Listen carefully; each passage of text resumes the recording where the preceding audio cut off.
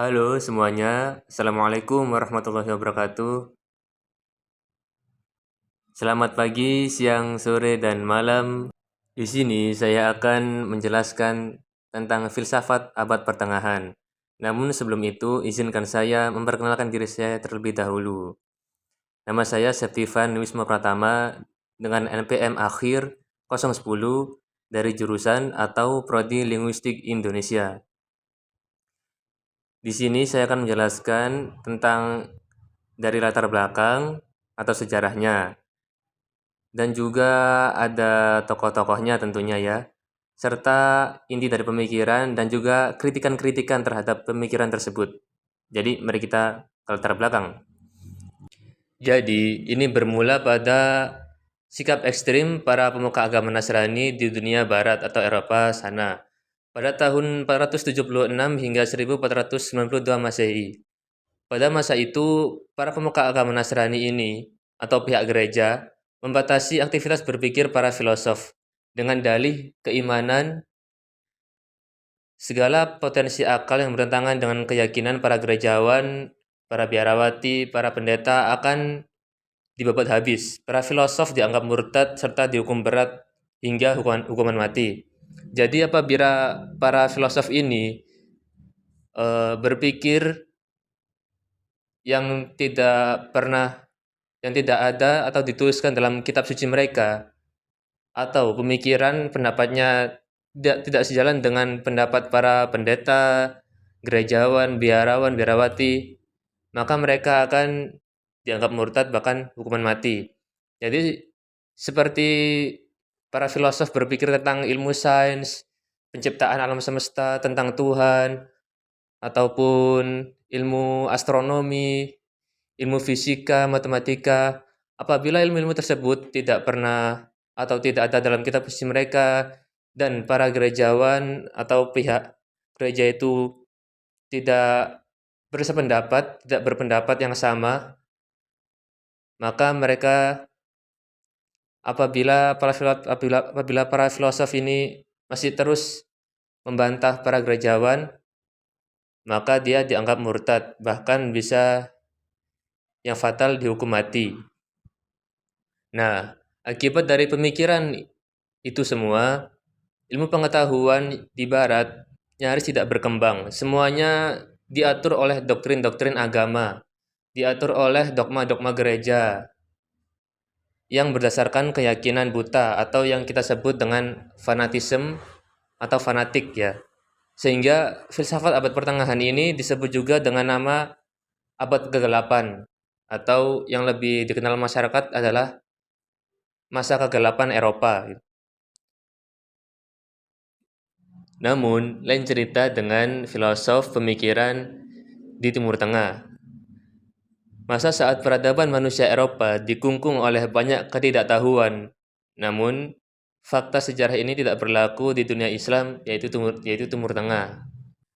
Jadi, sejak menyebar luasnya Islam dari Jazirah Arab hingga ke Rusia, telah banyak menyumbangkan ilmu pengetahuan,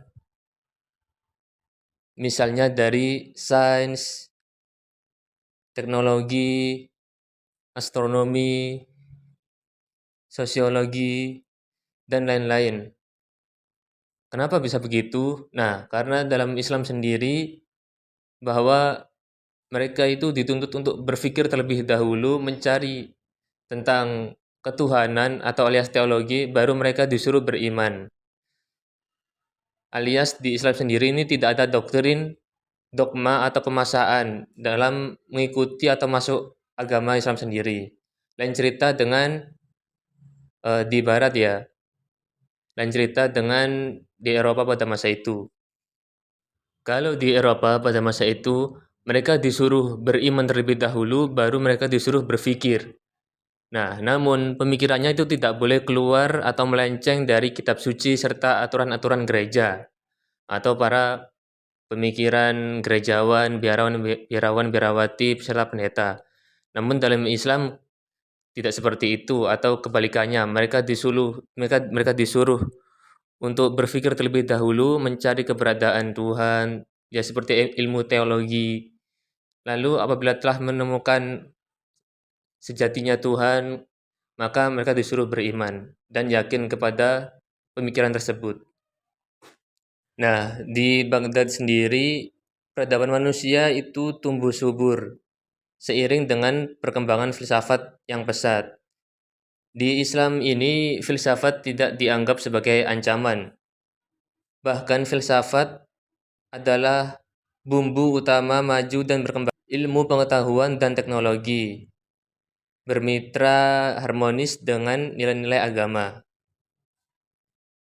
Kalau kita bertanya di mana sih tempat berkembangnya pusat ilmu pengetahuan Islam pada abad pertengahan, maka jawabannya di kota Baghdad, yaitu terletak di negara Irak.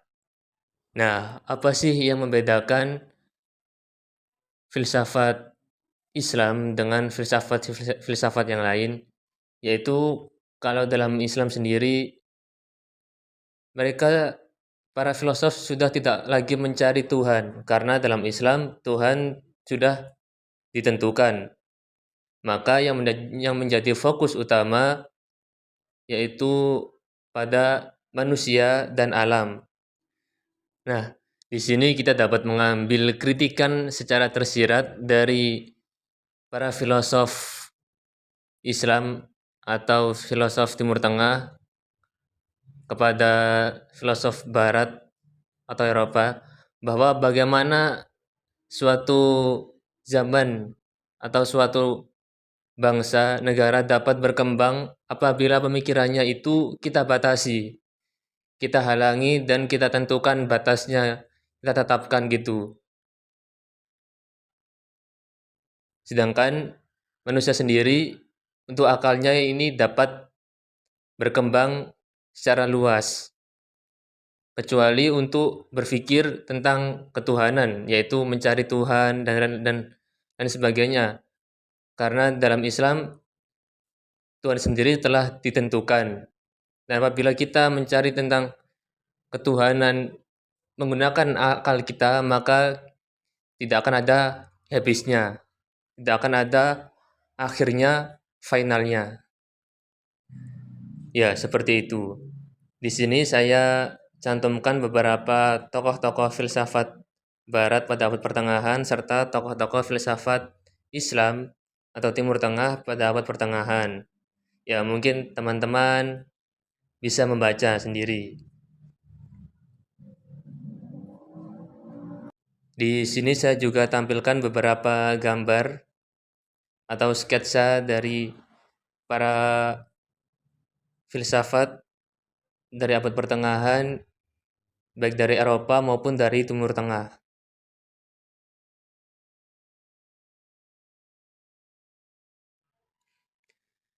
Ya, seperti yang saya sudah jelaskan di awal dan pertengahan tadi, bahwa inti dari pemikiran filsafat abad pertengahan ini yaitu hubungan antara iman yang berdasarkan wahyu Tuhan, sebagaimana telah termaktub dalam kitab suci dengan pengetahuan yang berdasarkan kemampuan akal atau rasio manusia. Sekian dari saya. Mohon maaf apabila ada kata yang kurang berkenan di hati maupun kekurangan dalam pembuatan video ini. Segala kesempurnaan hanya milik Tuhan dan segala kesalahan berasal dari diri saya pribadi. Sekian, terima kasih. Wassalamualaikum warahmatullahi wabarakatuh. Sampai jumpa semuanya.